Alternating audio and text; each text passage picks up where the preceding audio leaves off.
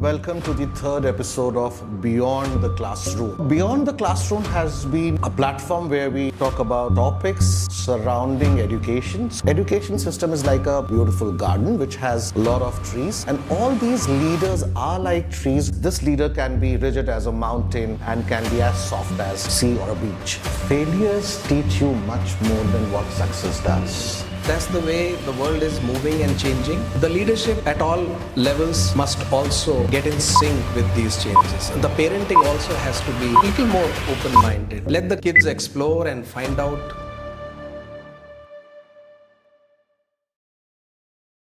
Good morning and welcome to the third episode of Beyond the Classroom.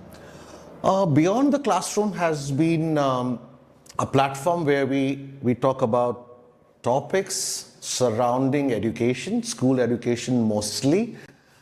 We will also now from this episode start including talking about leaders. So what I think is that education system is like a beautiful jungle. If jungle is not the right word, I would say a beautiful garden which has a lot of trees. And all these leaders are like trees who have spent a couple of decades, maybe 20 years, 30 years. They deliver the same. All of them, all the leaders, all the trees deliver the same. They give shade, they give greenery, they save environment, they give oxygen.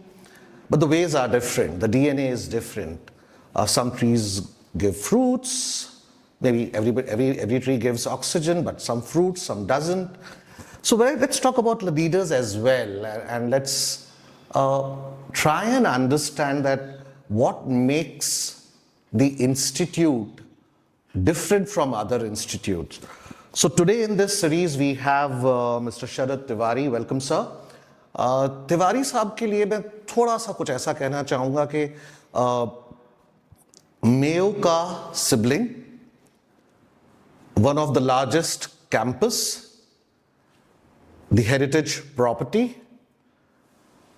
and the important thing is that coming from the lineage, from the Mayo family, and keeping these standards and achieving something which these schools in Jodhpur who were standing there from last 30 years haven't achieved. So if I can proudly say, and because he's a friend, so I can of course use the word proud, I can proudly say that if you're going to ask somebody in the city about the first best 5 schools, so his school will definitely come somewhere in these 5 compared to the schools which are standing there from last 25 years or 30 years. So congratulations for that, sir, and welcome to the third episode of Beyond the Classroom. Thank you, Vikram, and I'm so grateful for those kind words. Thank you so much. So going forward from here, sir, I think let's make it a little interesting so that people will know more about you. And I'm going to ask simple questions like, are you a cricket person or a football person? I used to be a cricket person, then tried some football, but today I'm a tracker. I love to go on the mountains. And music or dance? Music. Okay. Coffee or tea? Tea. I'm having one right now. And are you a mountain person or a beach person? That's a difficult one. Both. So this sets up that what a person actually see when he says he's both mountain and beach. That also shows the leader's flexibility. So he can be, this leader can be rigid as a mountain and can be as soft as sea or a beach. So sir, what happens is when, I think you started as a math teacher? जी, math teacher. तो sir जैसे roles बदलते हैं from teaching, you know, that's the ladder every teacher actually, and every teacher's role model is being, you know, the ultimate goal is to become the principal. When you climb this ladder, of course, responsibilities बढ़ती हैं, duties बढ़ती हैं, your outer self changes. As a teacher, you have a different persona because you are interacting with students every day. Then you come to a coordinator role maybe. Then you have to interact with teachers more. You need to develop more interpersonal skills to be with the teachers. And ultimately you become principal. So this is the outer change we all see. We have seen a lot of teachers becoming principal.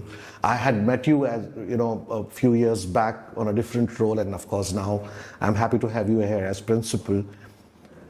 I just wanted to know, because I have not been there, so I wanted to know what happens, what changes inside.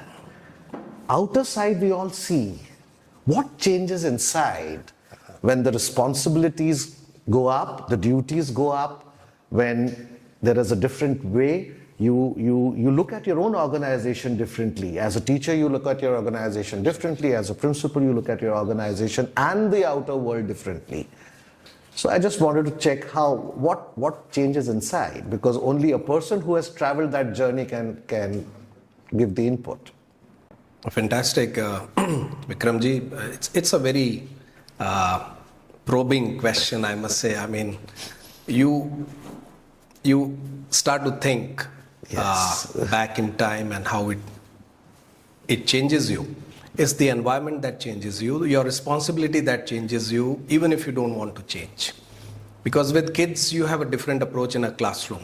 You deal with that age group in a different manner. You have to be, of course, engaging, playful. You have to ensure they're enjoying their time in the school, and how you can make a subject like mathematics a little more interesting. Yeah. So, well, the B.Ed degree, as a teacher, you feel now you're ready for the world. I'm a teacher, I'm a bachelor in education, I know all the tricks, the lesson planning, this. But when you enter the classroom, you realize there is much more required for you, and to understand what is this generation. When you were a child, things were probably different. So that level of engagement, how to keep them really in love with the subject and to continue to enjoy the process was a challenge which as a teacher I constantly worked hard upon myself to deliver better. But as a principal, you have to focus upon many other admin issues. You have to deal with adults who are part of your team. You have to also report to your management, also different stakeholders. Correct. When you are a teacher, you're only dealing with the set of parents whose kids are under your care. But now it's an overall picture. So it's an expansion of your role, but definitely much more challenging. And nobody trains you for that. Unfortunately, there are no training colleges for principals to be trained and given that expertise and the do's and don'ts. A lot of changes happening these days, sir, and these changes are very, very rapid. If we talk about, as you said, Internet of Things, if we talk about AI, if we talk about... So the pace with which the things are changing these days is very fast. It is really difficult for us to keep the pace with it, kind of. And it is somehow impacting our students as well. I see a confused lot these days. Earlier, there were only couple of streams. या engineer बनना है, doctor बनना है, CA करना है. Abhi, there are a lot of options, which is a good thing. I'm not saying that's not good, but that is also creating a lot of confusion in students who are not very sure of themselves. Very recently, in last decade or so, there's a lot of inclination towards entrepreneurship. I see a lot of students. When you ask them what do you want to become when you grow up. Earlier it used to be either doctors, engineers, maybe one or two pilot, none saying teacher. But now I hear many people saying founders. They want to do startups, which is such a welcoming thing, because then they are not seeking employment. Actually, they would be providing employment to many others, and that will, of course, help in the growth of the nation as well. I just want to have your views on it, sir. Yeah, it's a great moment if you want to talk about the times these two domains are interacting. And I have always believed the education sector is always influenced by the the industry which is called the job market. So it's on the demands of this, they're going to mold the higher education and the school systems.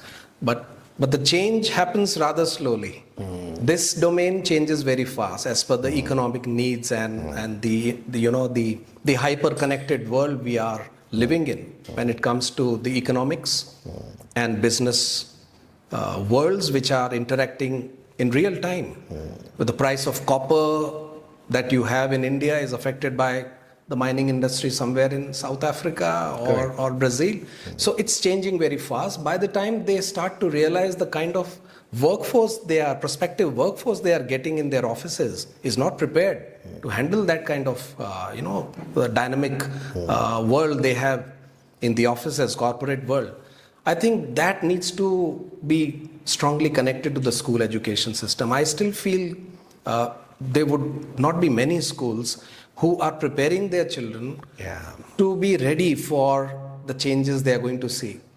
And you cannot have goal setting for children at a very young age now.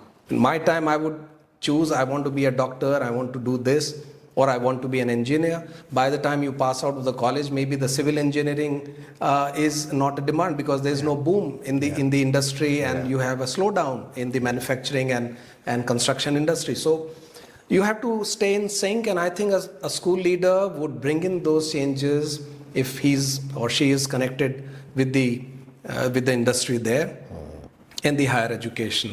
But you mentioned about startups. I mean, that looks like a bit of a scary thing for me because I am used to a more stable kind of, having worked for the same organization for 28 years. Yep. So this is a brave lot, and I'm so glad. I'm so impressed by the organizer for this event, young Mr. Vansh. That's a startup, and I'm working with him, and I'm part of this. This itself is a great feeling. A young man from Jodhpur has started up on this front, which is we are not talking about a concept. It's happening, and I'm part of it today. Yeah. That's a great feeling. So I think that's the way the world is moving and changing. The leadership at all levels must also, get in sync with these changes. And the parenting also has to be a little more open-minded. You cannot decide things for your kids anymore because probably the parents would be busy in their own lives. Let the kids explore and find out, which is also a risky venture, but help the child to explore, get the taste of different professions, how things are developing. That's the best parents can do. And then the schools have to be ready to offer them opportunities and help them develop skills which normally are called leadership skills, collaborative approach to life, and trying to find out where their strength lies. If you do that for a child, the child will find his destination and journey. Yes, I'll just take a cue from what you said.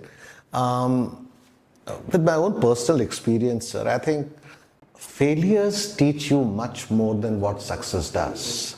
So coming back to giving the opportunity by the school, sir, I'm also associated with an organization called TIE. We have a wonderful program in TIE which is called TYE, TIE Young Entrepreneurs. And I'm the chair this year for the state of Rajasthan. What we do is that we choose 500 teams from the schools of the state. Students from 9th, 10th, 11th and 12th. We ask them, we train them, we ask them to actually present their ideas. We train them how to make a pitch. We train them how to think business-like. Then we have a competition, and the best 3 are chosen, and then we send them to Silicon Valley. That's the TIE competition at our head office. So this is what we are doing from last few years now, and I have witnessed at least 10, 12 startups now which has come out from the school and doing great in the startup ecosystem. So yes, I think there are organizations who are realizing the need of making them aware of startup ecosystem, of doing things themselves and succeeding. Thank you so much, Mr. Tiwari. It was really awesome having you, and we think and we wish we'll have you again with another series of questions, and maybe let's see the perspective changes next time or not. Thank you so much for joining us. Thank you, Vikramji. It was a joy.